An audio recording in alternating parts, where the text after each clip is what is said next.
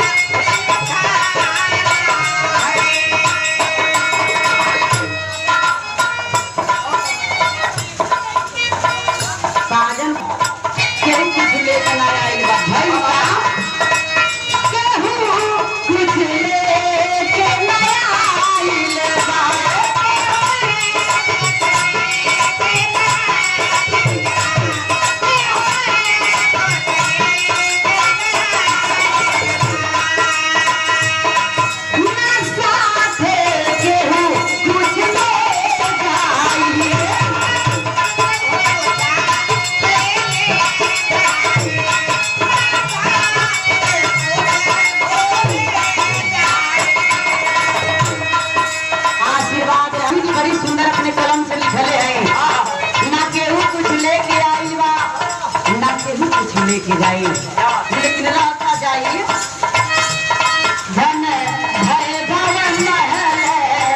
अटारी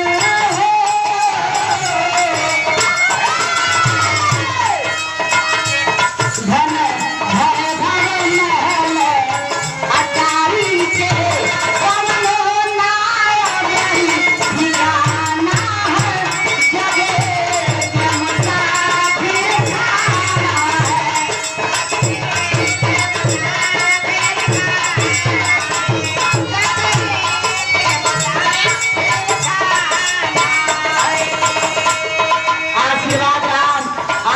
आनंदपाल जी 11 से दूसरी लाइन में कहना हमने मार के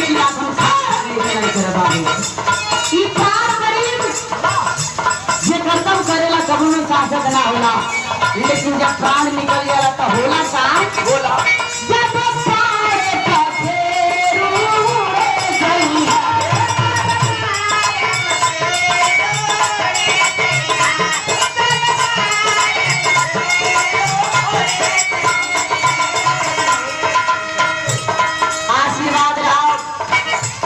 जिनके दरवाजे से हम लोग आए हुए हैं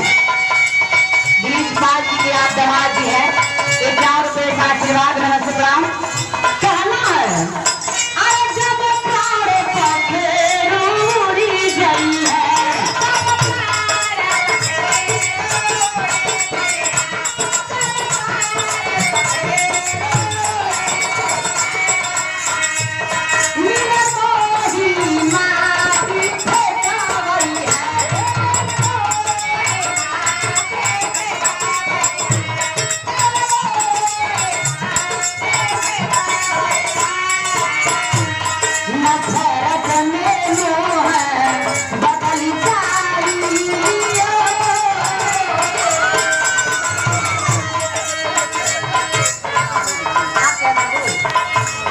आशीर्वाद आपके करो में सवाल नमस्ते प्रणाम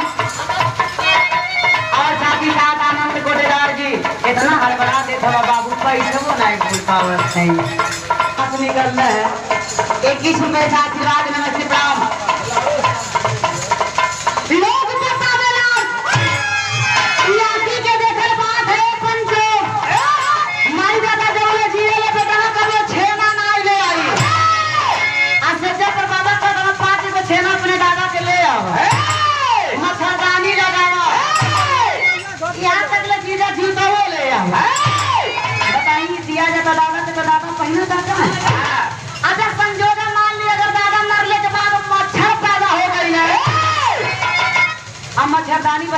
लगल बा। हाँ घूमे तो बताओ दादा के मन तो पानी नहीं घर में फंक्शन बन रहा है।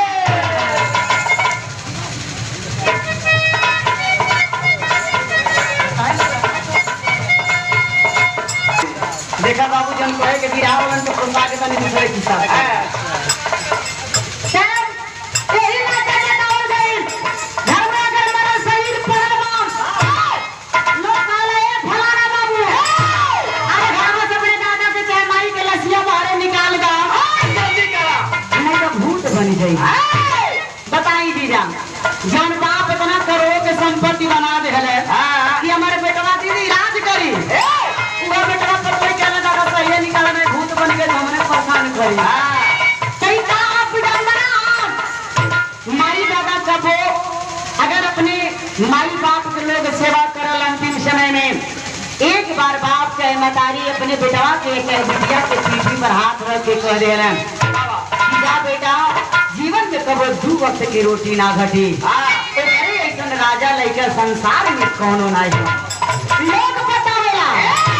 अरे जब प्राण पखेरु उड़ी गई है अमीर मोही माटी फेंका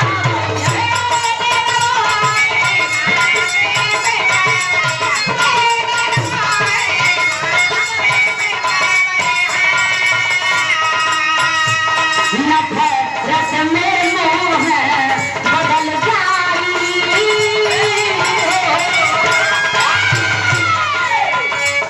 नफरत में मोह बदल जाई सबरे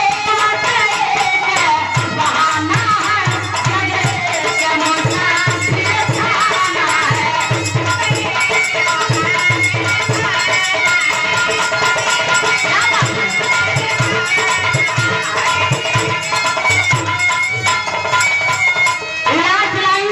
संचालन हो रहा तैयार रहिएगा।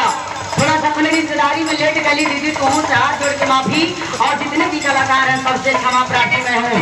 लेकिन एक लाइन बतावल गई 4 दिन के जिंदगी है दीदी एक दिन तो बड़ा नशा में जीतेला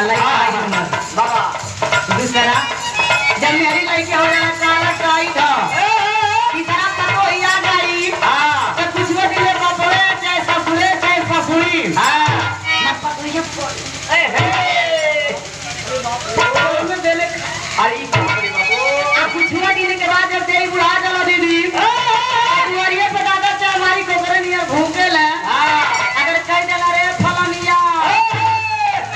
एक रोटी दे देते तो पतोइए गले कसा लही ले है 2 दिन भर खाइए कराला आखिरी लाइन में कहना